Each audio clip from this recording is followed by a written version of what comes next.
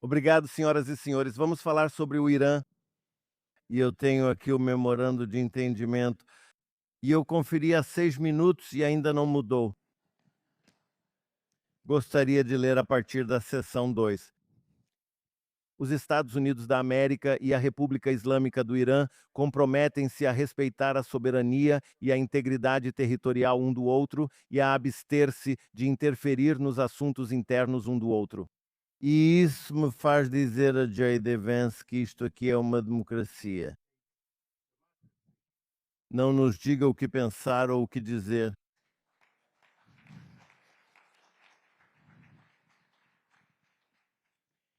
Certo, então vamos começar com a questão deste memorando de entendimento.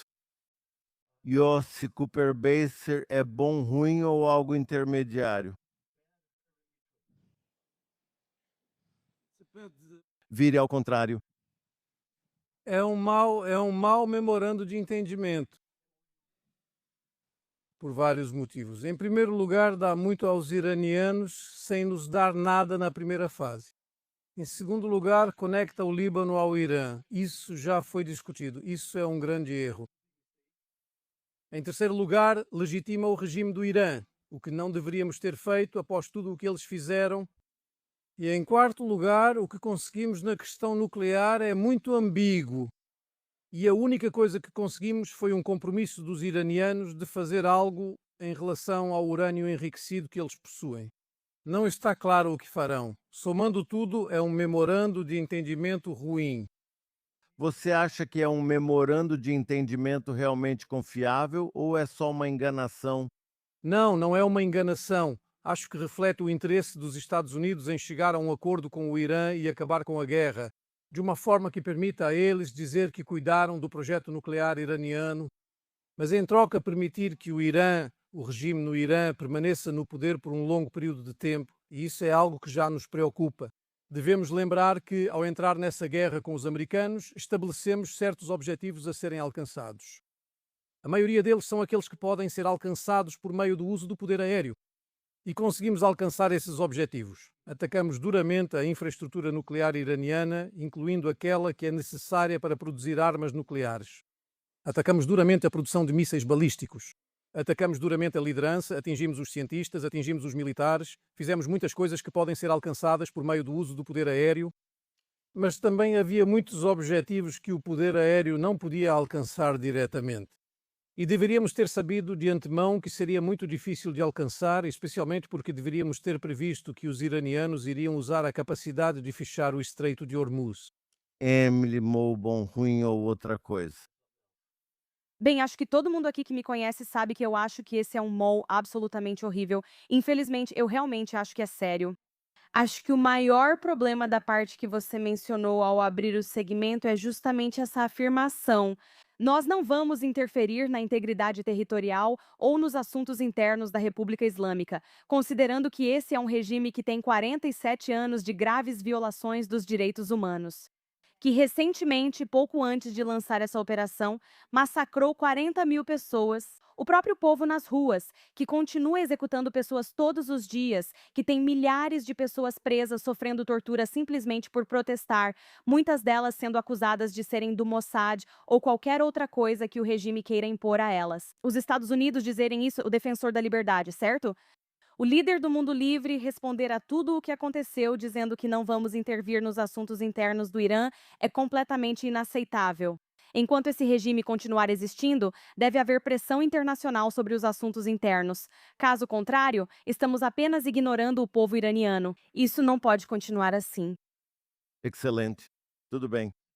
Vamos falar sobre mísseis balísticos que não são mencionados neste documento. Yossi, você pode nos dizer qual é a verdadeira ameaça dos mísseis balísticos agora? E vamos incluir a família de mísseis Gaim, os 105, os 120 que estão sendo desenvolvidos agora, que virão do espaço sideral, por favor. Antes de tudo, para explicar aos israelenses ou americanos que visitam Israel com frequência, como vocês, qual é a ameaça dos mísseis balísticos iranianos, é um pouco ridículo. Todo mundo já passou por isso estando em Israel tantas vezes. Já corremos tantas vezes para os abrigos que acho ridículo explicar a ameaça dos mísseis balísticos. Mas eu acho que o que precisamos perceber é o que os iranianos tinham em mente, e isso foi repetidamente dito pela administração americana. No início da guerra, a ideia era ter tantos mísseis balísticos que eles pudessem substituir a ameaça das armas nucleares. Essa era a ideia. É por isso que não incluir os mísseis balísticos nesse acordo é muito problemático, para dizer o mínimo. Precisamos garantir que eles não possam produzi-los. Certamente não os tipos de mísseis balísticos já conhecidos que alcançam Diego Garcia com alcance de 4.000 quilómetros. Esses mísseis alcançam quase toda a Europa e planejam ter mísseis balísticos capazes de atingir os Estados Unidos. Se você não enfrentar os mísseis balísticos, comete um grande erro. Além disso, acredito que os mísseis balísticos também devem ser considerados parte do projeto nuclear. Porque como você vai levar as ogivas nucleares se não tiver mísseis balísticos? O grande erro do JCPOA foi que ele impedia o Irã de desenvolver mísseis balísticos que são projetados para carregar uma ogiva nuclear. Mas se o míssil balístico não fosse projetado, mas pudesse carregar esse tipo de ogiva, nada era dito sobre isso.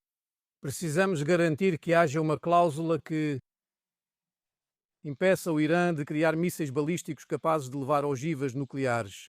E isso inclui praticamente todos os mísseis balísticos que eles têm planos de produzir, como você mencionou, todos os novos, até mesmo os que eles já possuem agora, e com certeza os novos que ainda vão produzir. Sim, porque agora eles estão indo para mísseis orbitais e não balísticos, especialmente com a série Qiam. Emily, você falou com paixão sobre o povo iraniano e o fato de que 42 mil deles foram massacrados.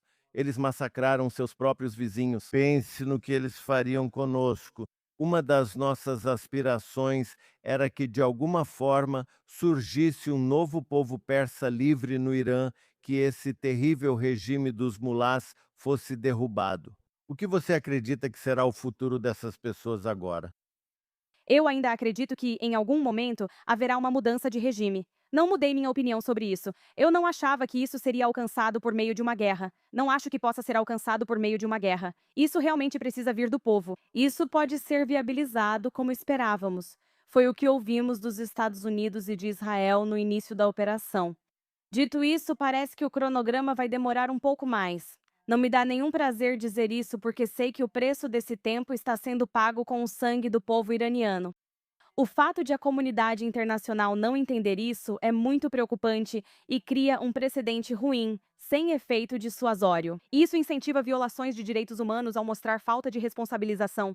Mostra que, mesmo com o memorando de entendimento, você pode ser recompensado ao tratar seu povo dessa forma e agir assim. Agora, uma das coisas mais frustrantes sobre esse memorando de entendimento e toda a forma como essa guerra foi conduzida é que o presidente Trump declarou unilateralmente um cessar-fogo de forma muito repentina. Ao mesmo tempo em que as FDI estavam realmente atacando os postos de controle da IRGC que eles montaram nas cidades.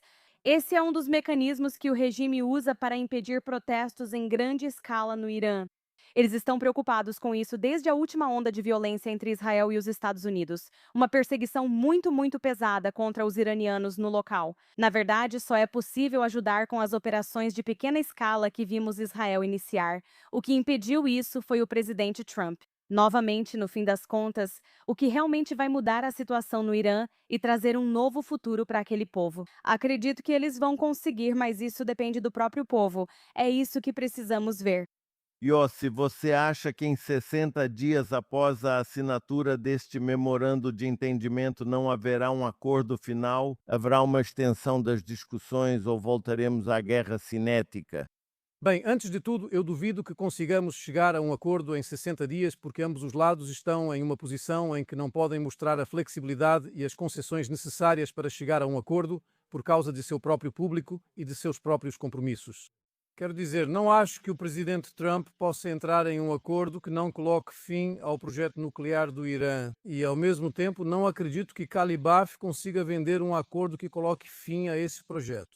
Acho que não chegaremos a um acordo, mas ainda vejo chance de extensão por causa de todos os tipos de cronogramas que ambos os lados têm. Então podemos ver uma prorrogação. E eu preciso enfatizar nesse sentido duas coisas. Primeiramente, do ponto de vista israelense, devemos considerar essa questão do cessar-fogo e das negociações como algo que não deve prejudicar nossa determinação de manter o controle de todas essas áreas onde nós, ao contrário de outros países ocidentais, realmente colocamos tropas em solo para nos defendermos, para garantir que tenhamos fronteiras defensáveis, tanto no Líbano, em Gaza, na Síria, na região da Judeia e Samaria, todos esses lugares. Devemos agir e fazer o necessário mesmo com negociações em andamento. Isso é muito importante. Fico feliz que, pela primeira vez hoje, o presidente Trump mostre alguma compreensão sobre essa política. Isso é uma grande conquista. Isso é uma grande conquista. Em segundo lugar, devemos incentivar os americanos a entenderem o que precisa estar em um acordo final, porque às vezes eles tendem a esquecer. Não é que eles não saibam, mas eles tendem a esquecer de vez em quando. Temos que garantir que esse acordo coloque um fim total à capacidade dos iranianos de produzir armas nucleares no futuro. Armas nucleares no futuro. Armas nucleares no futuro. Necessário. Sem enriquecimento, retirando todo o urânio enriquecido do Irã, tendo um sistema de verificação e monitoramento confiável. Essas coisas são fundamentais, sem mísseis balísticos capazes de transportar armas nucleares. Emily, o que vem a seguir para o governo americano, para a mídia americana e para a população americana nesta guerra? Tenho apenas 12 segundos, então não consigo responder tudo. Acho que os Estados Unidos seguirão tentando, até de formas inadequadas, fechar um acordo com a República Islâmica. Considero isso um erro estratégico.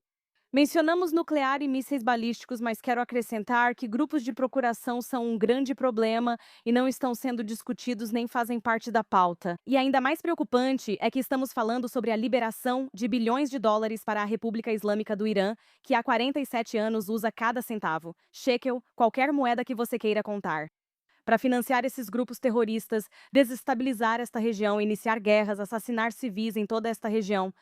O presidente dos Estados Unidos está de fato jogando a região aos leões, não só Israel, mas todo o entorno, que já enfrentava centenas de mísseis balísticos, ataques de drones, violência e guerras civis antes desta nova onda de conflitos. Não podemos permitir isso. Por isso, sou contra acordos que liberem fundos para a República Islâmica do Irã, pois enquanto esse regime existir, usará cada dólar para o terrorismo. Não devemos permitir isso. Muito obrigado a vocês dois. Obrigada. Estamos só um minuto atrasados.